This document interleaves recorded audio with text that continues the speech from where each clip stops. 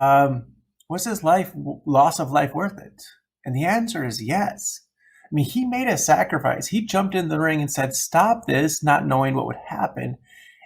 And it is recorded that after he died, the Holy Spirit just settled on the people, and all of a sudden, one by one, they got up and they left the stadium.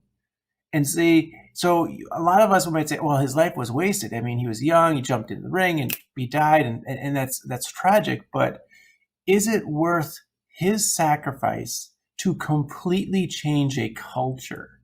And I would say, yeah, he sacrificed his life, but in the sense, he completely transformed the nation. And so when KP says this, he says, "Hey, suffering and trials are normal." Here's the thing: we are should expect trials and hardships. Most people everybody goes through trials and hardships, so it's not the exception. I was thinking about this: if you're going through a hardship and a trial right now, consider this: everybody goes through them. The nice thing is, you have God on your side. He is fighting for you even in the midst of the trials.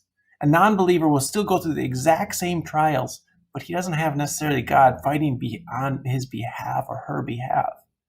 And so while everybody goes through trials and everybody needs comfort, what's awesome as a Christian is we have God and the angels and Jesus. They're on our side fighting for us.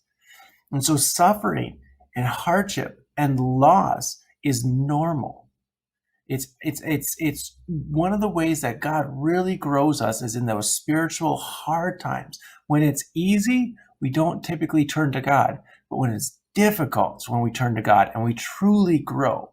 So if you're going through a difficult time, I want to encourage you. You're in God's will or in God's hands. He's got you. He's moving with you. Don't give up on him because he hasn't given up on you.